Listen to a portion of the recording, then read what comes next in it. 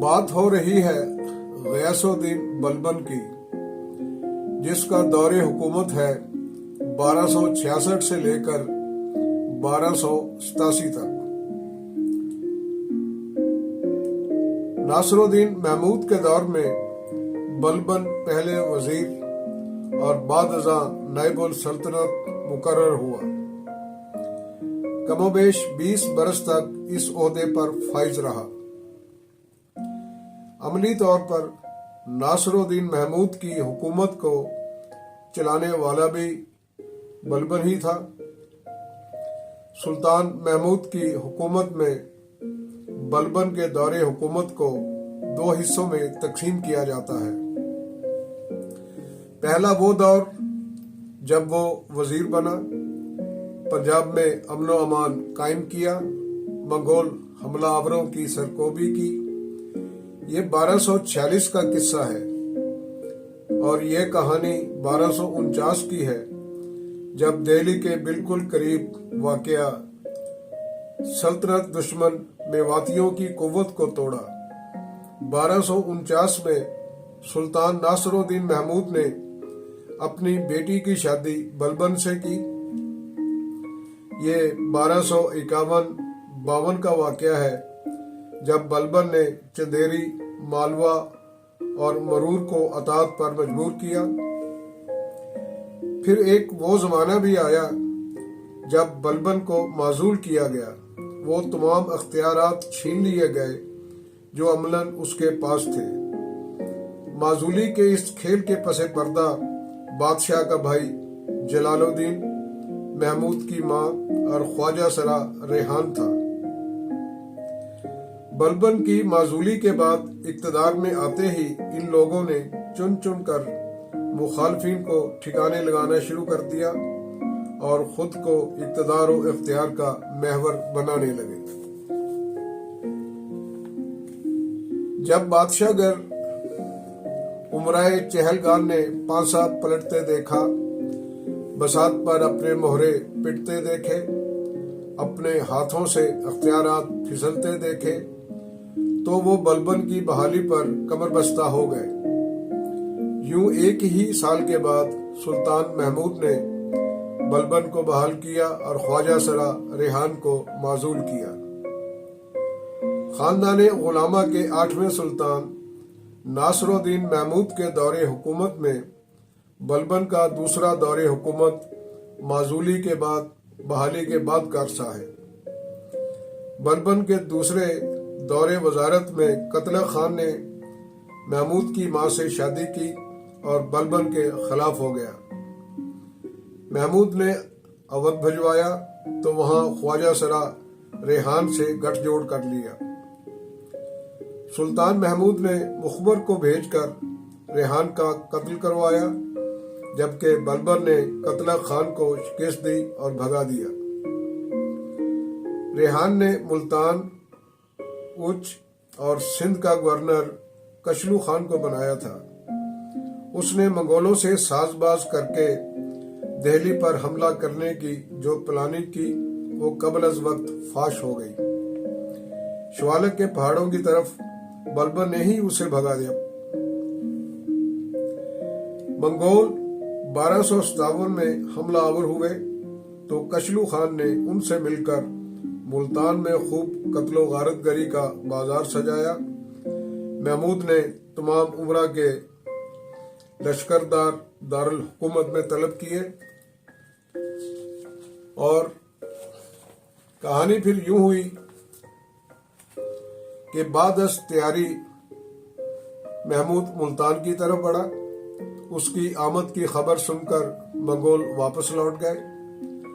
दोआब के बागियों की सरकोबी बलबन ने 1259 में की।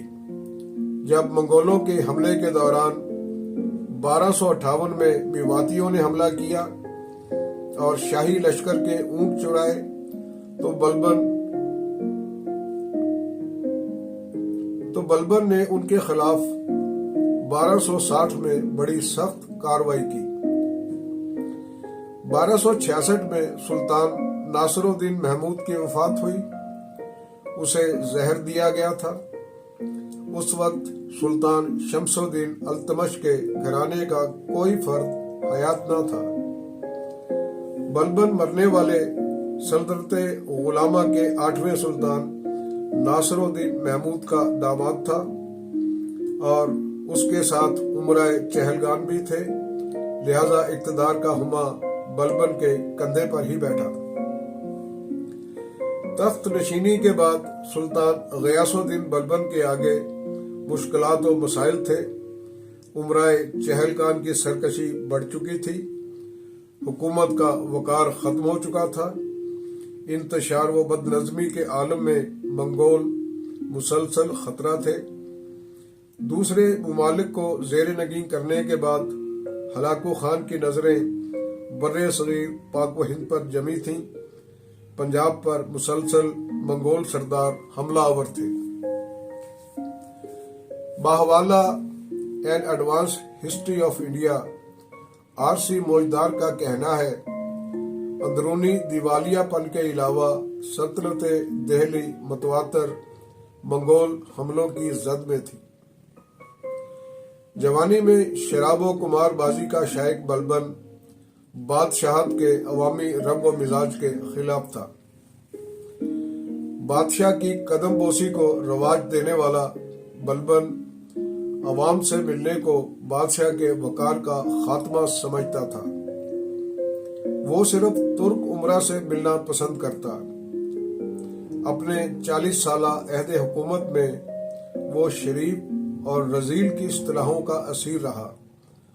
عام آدمی کے جسے وہ رذیل سمجھتا تھا اسے کبھی کوئی عہدہ نہیں دیا۔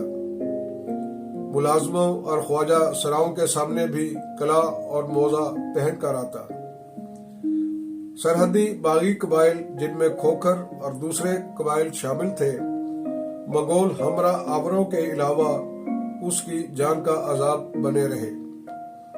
خوب سج دھج کر دربار سجانے والے کی خواہش تھی کہ امراء اور لوگوں کے ذہن میں بادشاہ کا ایسا تصور ڈالا جائے کہ انہیں کسی بغاوت یا سازش میں شریک ہونے کی جرت نہ ہو۔ اس ضمن میں اس نے عباسی خلفاء کے تصور خلافت اور قدیم ساسانی روایات سے فائدہ اٹھاتے لوگوں کو یہی یقین دلایا کہ زمین پر بادشاہ خدا کا نائب ہے اور اس کی رحمت کا سایہ ہے، یعنی ذل الہی ہے، جس کی اطاعت مذہبی لحاظ سے فرض ہے، مخالفت کرنے والا فاسق و فاجر ہے۔ بغداد کی تباہی کے بعد 1258 میں اس نے خلیفہ کے نام کے سکے بھی کندہ کرائے تاکہ اپنی حکومت کو مذہبی ظاہر کر سکے۔ سلطنت کے دفاع، استحکام اور اپنی بادشاہت محفوظ رکھنے کے لیے بلبن نے مستقل آرمی یعنی اسٹینڈنگ آرمی کو وسعت دے کر اس کی کمان اپنے ہاتھ میں رکھی۔ فوج میں ہندوستانی اور نو مسلموں کو اعلیٰ عہدے اس لیے نہ دیے کہ وہ انہیں ناقابل اعتماد سمجھتا تھا۔ پنجاب کے جو جاگیردار عملاً فوجی خدمات سر انجام نہیں دے رہے تھے اور محض جاگیروں پر قابض تھے، ان کی جاگیریں منسوخ کرنے والے بلبن نے نہ صرف شک کی بنیاد پر اپنے چچا زاد بھائی شیر خان کو زہر دلوا کر مروایا، بلکہ بقول تاریخ فروز شاہی ضیاء الدین برنی کے مطابق جس امر سے بلبن کو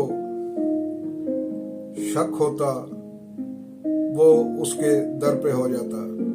جس امیر سے بلبن کو ذرا بھی سرکشی یا بغاوت کا خطرہ ہوتا تو زہر کا پیالہ یا خنجر کا وار اس کا خاتمہ کر دیتا۔ اور پھر یہ کہ وہ کبھی کہا مار کر نہیں ہنسا اور نہ ہی اس کی موجودگی میں کسی کو کہا مارنے کی جرت تھی۔ نہ امراء کے ساتھ اس نے مذاق کیا اور نہ ہی امراء کو اس کی موجودگی میں ایک دوسرے سے مذاق کی ہمت ہوتی۔ सरकश उमरा की कुव्वत का खात्मा करने के लिए बलबन बड़ा सरगर्म रहा। उमरा की कुव्वत और असर व रसूख के खात्मा के लिए बहुत सी जागीरें छीन ली। तमाम आला ओहदों पर अपने वफादार उमरा का तकर्रर किया। बलबन से पहले और बलबन के अहद में भी उमराए चहलगानी बड़े मुतहर्रिक थे, बादशाहगर बन चुके थे। बलबन का शुमार भी उन्हीं में से था। उमराए चहलगानी उन 40 तुर्क गुलामों को कहते थे जो अल्तमश के मरने के बाद अपनी कुव्वत में बेइंतहा इजाफा कर चुके थे। उनकी कुव्वत तोड़ने के लिए बलबन ने सख्त इकदाम किए और उन्हें अपना वफादार बनने पर मजबूर किया। उमराए चहलगानी की बाबत तारीख़ फरिश्ता में रकम है कि वो नाजों से पाले गुलाम बहुत मशहूर थे। इन्हीं लय पालक 40 गुलामों को जो अल्तमश के बेटे बने हुए थे, अल्तमश के 40 बेटों का गिरोह तरकान चहलगानी कहते थे। तरकान चहलगानी कहलाने वाले वो 40 गुलाम बादशाहगर बन चुके थे। अल्तमश के मरने के बाद उस गिरोह का आपस में गठजोड़ हुआ, एक दूसरे की मदद और मोहब्बत की कस्में उठाई और हिंदुस्तान की हुकूमत को आपस में बांट लिया। उसके बाद यह गिरोह तरकान ख्वाजा ताश के नाम से मारूफ हुआ।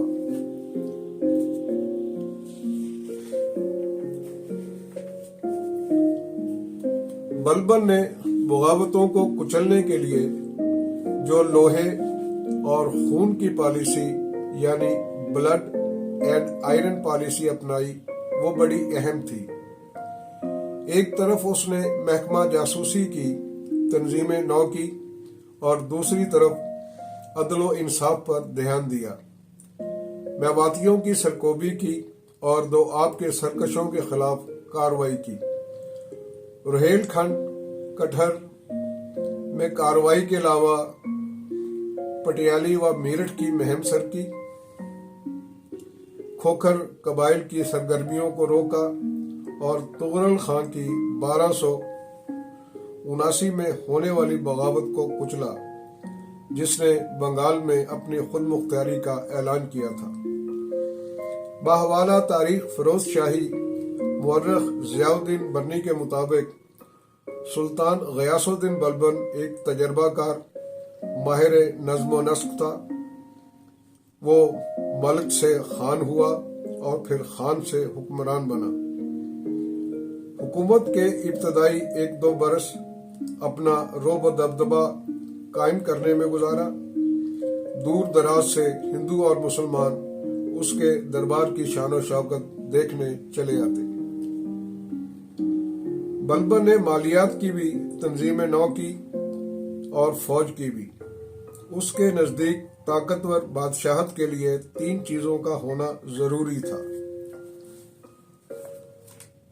यानी मुनज़्ज़म फौज, भरा हुआ खजाना और वफादार तबका उमरा।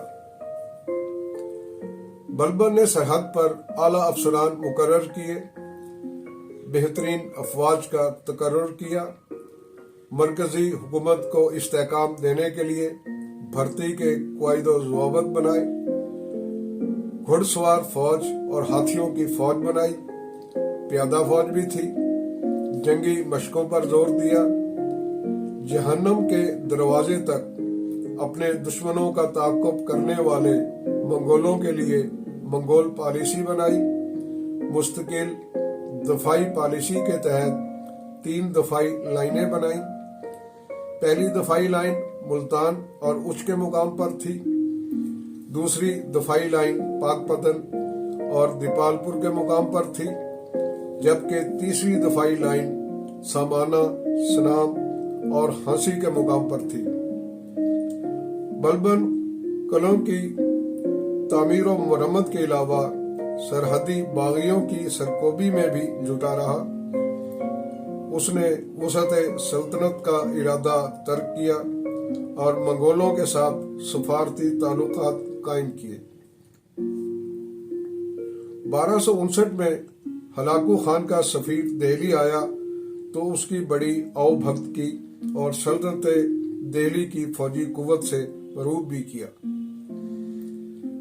بلبن کا نظریہ حکومت تھا بادشاہ خدا کا نائب ہے اور زمین پر اس کی رحمت کا مظہر ہے، یعنی ذل الہی ہے۔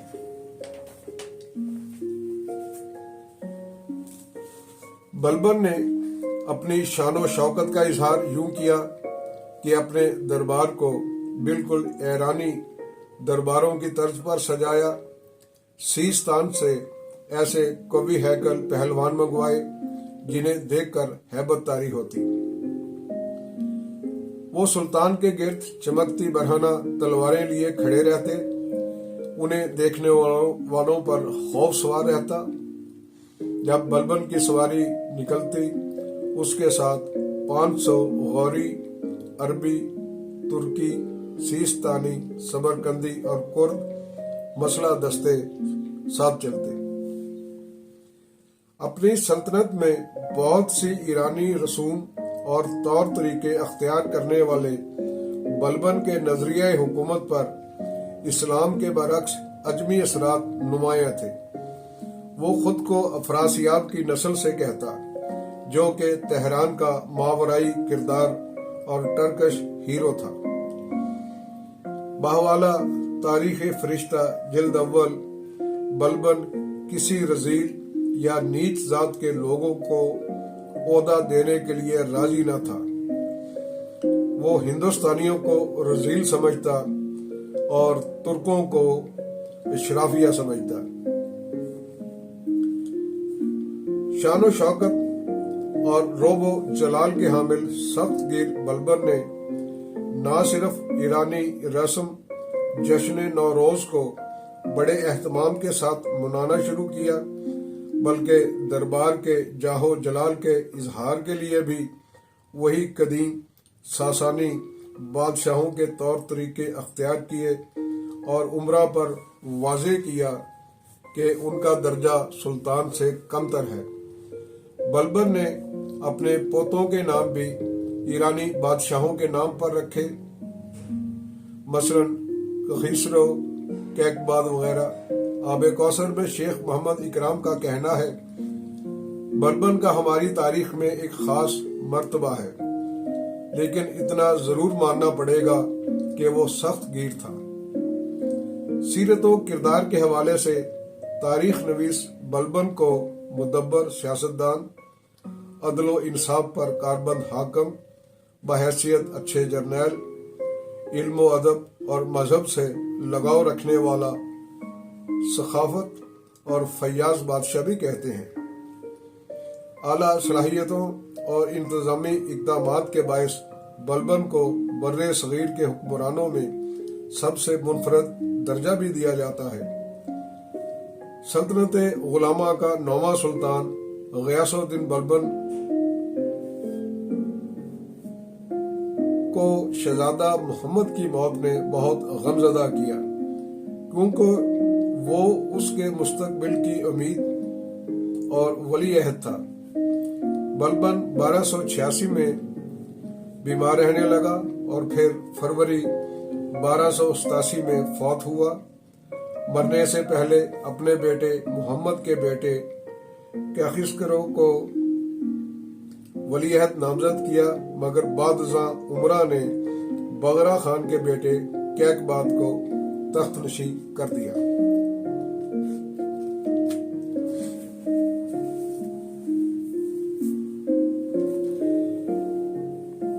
چلتے چلتے یہ بتاتے چلیں، تاریخ و تہذیب کو عام فہم انداز میں سمجھنے والوں کے لیے، تاریخ و تہذیب سے دلچسپی رکھنے والوں کے لیے، تاریخ و تہذیب کے طالب علموں کے لیے، تہذیب و ثقافت کے شناوروں کے لیے، تاریخ نویسوں کے لیے، फारूक नदीम के हिस्ट्री और सोशियो इकोनॉमिक रिसर्च पेपर्स जो कि उनकी किताब इंतशार में भी हैं, आप तक पहुंचाने के लिए ये सिलसिलावार काविश है पंजाब सोच विचार की, PSW प्रोडक्शन की।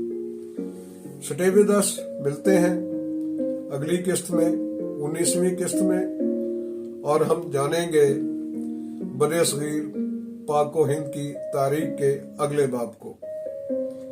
फीडबैक के लिए हमारा व्हाट्सएप नंबर है 034042082220, जबकि पाकिस्तान का कंट्री कोड है +92।